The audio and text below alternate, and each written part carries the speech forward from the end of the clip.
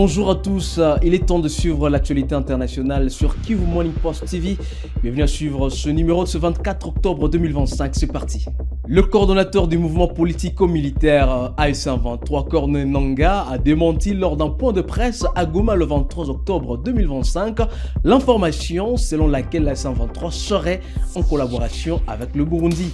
Il a confirmé que des discussions sont en cours à Doha avec le régime de Kinshasa en vue de désescalader le conflit en cours dans l'est de la République démocratique du Congo. Suivez. Sommes-nous en discussion avec Bujumbura? C'est comme si vous me posiez la question de savoir, est-ce que tu es réellement mort? Trouvez la réponse vous-même.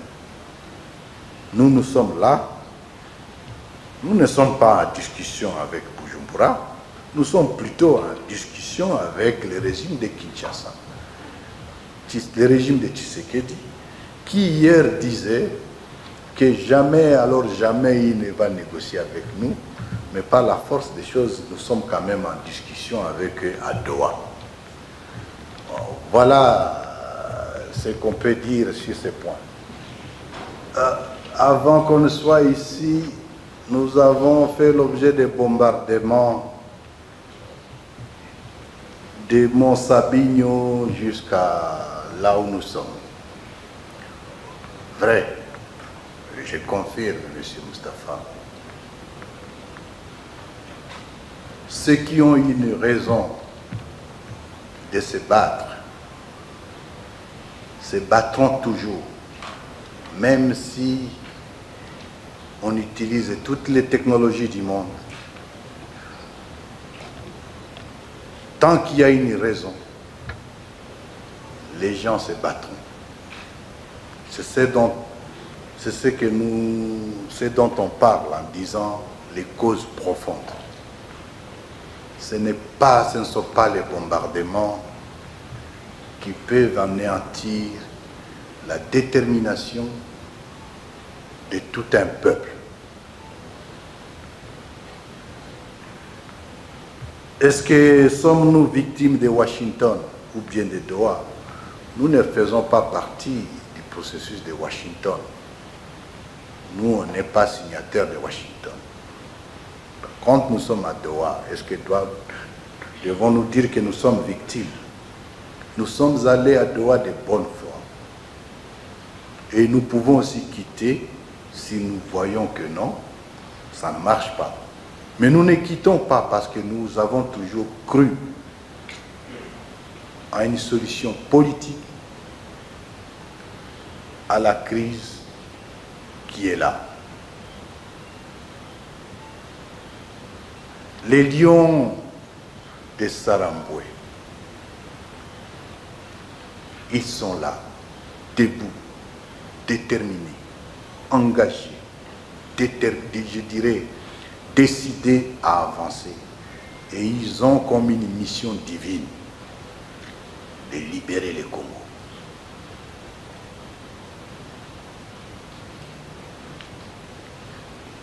L'ARC, constituée de ces lions de Saramboué, est aujourd'hui l'embryon de l'armée de l'ARCDC de demain.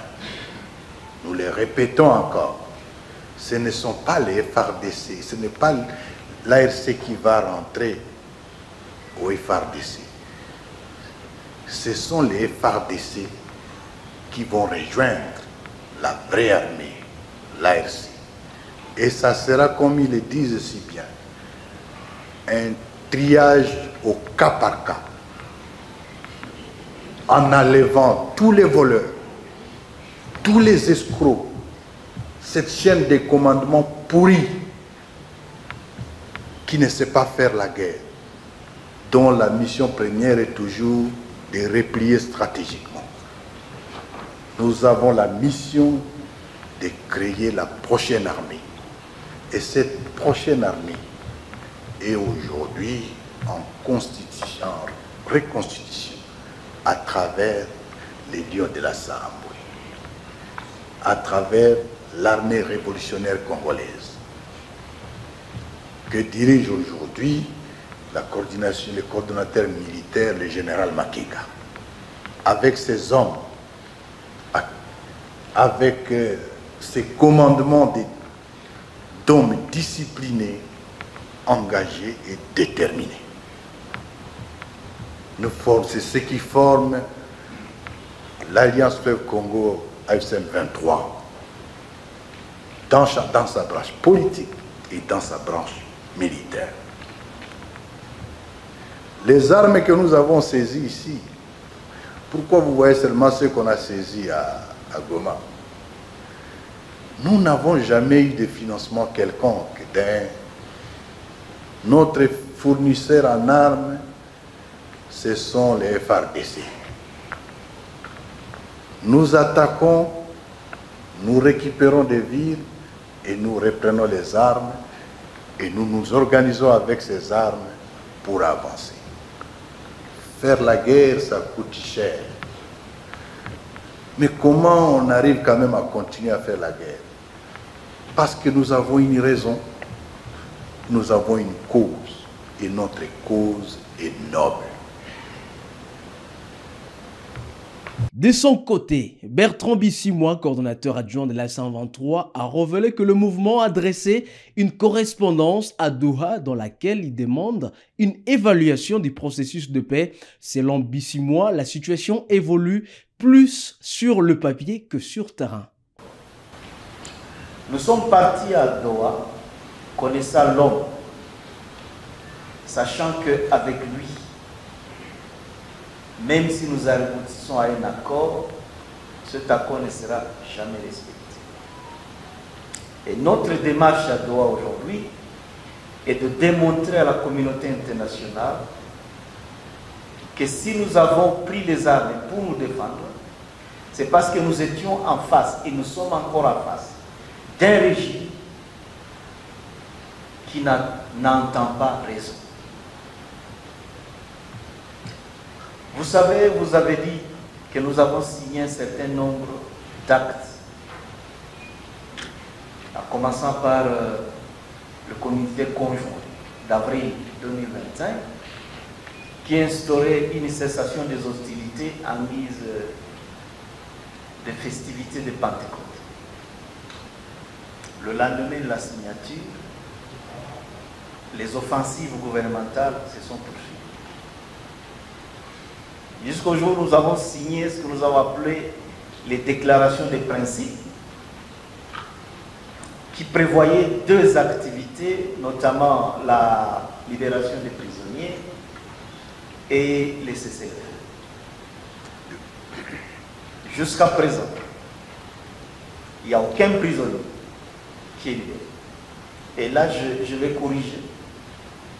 Le terme échange de prisonniers ne fait pas partie des principes ou de la déclaration des principes. Nous avons bel et bien parlé de la libération des prisonniers. Le terme exchange ou bien échange de prisonniers a été introduit dans le processus par le CICR. Mais cela n'est pas conforme à ce sur quoi nous sommes mis d'accord. Dans la déclaration de principe, nous parlons de la libération des prisonniers. Évidemment, on comprend que le CICR, il a certains termes qu'il utilise et qui ne sont pas nécessairement les nôtres. Alors, le deuxième point, dans la déclaration de principe, est la cessation des hostilités, ou bien le cessez-le-feu. Et jusqu'à présent, comme nous l'avons démontré, le coordonnateur l'a démontré, il n'y a jamais eu de cessez-le-feu. Quelle que soit l'attitude des retenus que nos forces observent sur les champs de bataille, mais la force qui est en face continue avec ses attaques. Et le coordonnateur l'a dit, depuis que nous avons commencé le processus de Doha, jusqu'aujourd'hui, il n'y a jamais eu cessation des hostilités, moins encore cessez-le-feu. Le troisième document que nous avons signé, c'est récent, c'est justement le mécanisme de vérification du cessez-le-feu, le lendemain de la signature de ce mécanisme, Kinshasa a attaqué au drone. Et il poursuit bonnement ses attaques. Alors maintenant, qu'est-ce que nous en faisons, nous, de notre côté? Le devoir nous oblige d'en faire rapport au niveau de la médiation. Et j'ai tout un tas de correspondances ici, des dénonciations que nous faisons à la médiation, de toutes ces violations de ce cessez-le-feu. La dernière note que nous avons envoyée à la médiation date, je crois, du mois d'octobre, le 18 octobre, où nous exigions que nous puissions faire l'évaluation du processus, de tous les actes que nous avons signés. Que nous nous interrogions si la libération des prisonniers a été effective, si le cessez-le-feu est observé par tous, et que l'on tire les conséquences. Je peux vous dire aujourd'hui, et c'est avec regret que nous le disons, c'est d'ailleurs la raison pour laquelle aussi nous organisons cette conférence de presse, c'est de vous dire que nous n'avons jamais reçu une seule correspondance de la médiation en réponse à toutes ces violations de cessez-le-feu. Nous n'avons jamais reçu de la médiation une quelconque condamnation de celui qui viole le cessez-le-feu. Cela signifie quoi? Signifie que ce que nous faisons à Doha n'a aucun impact sur la vie de nos populations. Alors que nous allions à Doha, nous nous disions que si d'abord nous pouvons obtenir la cessation des hostilités, de manière à permettre à notre population de se mouvoir librement, de s'adonner à ses activités, de continuer à vivre normalement comme elle vivait avant la guerre, que ce serait déjà un grand pas pour nos populations, un grand soulagement pour nos populations. Mais que si Doha ne peut pas nous donner la paix, la cessation des hostilités, si Doha ne peut pas nous donner des garanties de la résolution des causes profondes, nous nous interrogeons, et c'est aussi l'objet de cette conférence, de nous interroger ensemble de la nécessité de la poursuite de notre présence à Doha. Il viendra un moment où nous prendrons nos responsabilités, même si ce n'est pas aujourd'hui.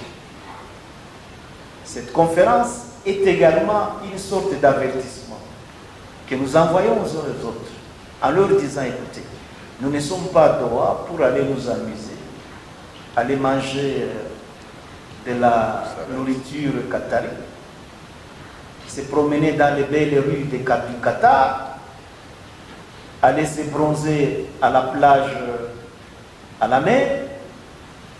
Nous sommes à Doha pour apporter la paix à nos populations. Et si nous ne pouvons pas obtenir cette paix-là à Doha, nous obtiendrons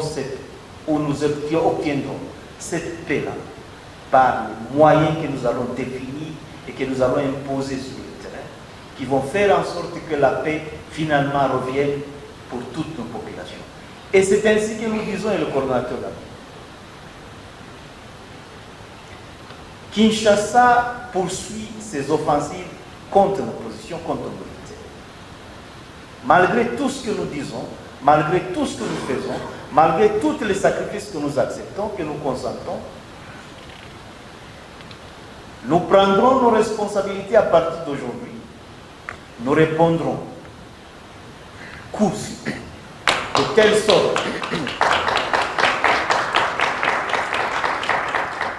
sorte que nous arrivions à imposer la paix, que nos populations qui sont dans l'espace que nous contrôlons et ceux qui sont dans l'autre espace contrôlé par le gouvernement puissent avoir la paix. En marge de la 16e conférence des Nations Unies sur les commerces et le développement à Genève, le ministre du Commerce extérieur a renforcé la diplomatie économique de la République démocratique du Congo en sollicitant un projet de traçabilité de ces minerais. Julien Paluku a obtenu l'organisation à Kinshasa d'un forum sur le renforcement des capacités du Comité national de l'accord de facilitation des échanges de l'OMC et sur la mise en place d'un portail d'information commerciale. Regardez. En marge de la 16e conférence des Nations Unies sur le commerce et le développement CNUSED, qui a tiré ses rideaux ce jeudi 23 octobre 2025 à Genève en Suisse, le ministre du Commerce extérieur, Julien Paluku Kahongya, a eu une réunion de dernier réglage avec les responsables de la CNUSED, dont Paul Akiwumi, directeur à la division Afrique des programmes spéciaux, sur la tenue à Kinshasa du 10 au 14 novembre 2025 du forum sur le renforcement des capacités du Comité national de l'accord de facilitation des échanges de l'Organisation mondiale du commerce OMC et sur la mise en place du projet du portail d'information commerciale. À cette occasion, ces deux personnalités, entourées de leurs experts respectifs, ont évalué le protocole d'accord signé le 2 septembre dernier pour accompagner la RDC à élaborer ce programme pays avec la participation du secteur privé, du monde académique et de la société civile, mais aussi à mobiliser les financements pour promouvoir la production et la transformation locale des produits made in DRC appelés à être compétitifs sur le marché international. Le forum prévu à Kinshasa est l'une des retombées de la ratification par la RDC de deux accords historiques de l'OMC, notamment l'accord sur la facilitation des échanges et celui sur les subventions à la pêche, a fait attendre Jules Mulumbo, secrétaire général au commerce extérieur et qui fait partie des experts qui ont accompagné le ministre Julien Paluku Kahongya. Nous avons changé sur l'organisation d'un forum qui va travailler sur le produit minier. Nous avons saisi la balle au bon par rapport à la proposition qui a été faite hier par notre ministre concernant la mise en place d'une organisation qui va s'occuper des pays producteurs et exportateurs de produits miniers critiques. Nous avons également saisi l'occasion pour mettre sur la table une proposition concernant la traçabilité de nos produits miniers. La CNUSED a un programme qu'il a mis en place et qui est déjà fonctionnel dans certains pays. Avec le Centre du commerce international, CCI, il a été question de renforcer le partenariat sur l'appui à l'Agence nationale pour la promotion des exportations, ANAPEX, et à l'Agence nationale pour la promotion des investissements, ANAPI, mais également la promotion des cultures du café, du cacao et des épices, et la transformation locale des produits made in DRC. Ici, c'est le secrétaire général du commerce extérieur, représentant les ministres Julien Paluku Kahongya, a eu des échanges avec Dorothy Tembo, directrice exécutive adjointe du CCI. Et puis enfin, la République démocratique du Congo a signé une convention avec le consortium Sino-Congo Spécial Zone le 23 octobre. La première ministre Judith Suminwa-Tuluka a présidé la cérémonie. Le projet d'extension de Kinshasa débutera avec une superficie de 75 km² dans un ensemble couvrant 430 km². L'investissement total s'élève à 12 milliards de dollars. Thierry Katembwe, coordonnateur du comité stratégique, a annoncé que la cité industrielle comptera 1200 unités, générera 50 000 emplois avec un potentiel de 150 000 emplois à terme. En félicitant l'État congolais au travers de son Excellence Félix Antoine Tshisekedi, président de la République et chef de l'État, ainsi que à Madame la Première ministre Judith Suminwa, chef du gouvernement. Et ceci marque comment est-ce que l'État prend à bras le corps la problématique de la ville de Kinshasa, surtout son extension, qui est si vitale, qui est une solution à plusieurs maux que vit la ville de Kinshasa. Je soulignerai que de ce projet, il y a beaucoup d'effets de ruissellement. Vous voyez, donc nous comprenons déjà que c'est l'emploi qui va se dégager pour multiples quinois, mais également c'est des maux de Kinshasa qui sont résolus par cette projet d'extension. Les problèmes d'embouteillage, mais également l'urbanisation planifiée. Donc, il y aura plus d'urbanisation sauvage. Vous comprenez qu'à partir de cette nouvelle ville, nous pouvons revenir pour commencer à solutionner les maux qui dérangent la ville de Kinshasa aujourd'hui.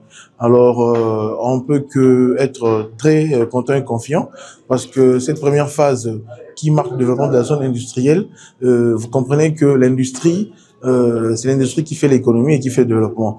Donc, par l'industrie, ça va nous permettre d'avoir des possibilités de pouvoir réaliser à moindre coût ce grand projet d'action de la ville. Et nous disons aux heureux Quinois de s'en approprier, d'en être fiers, parce que l'extension de la nouvelle ville reste l'axe le plus important aussi.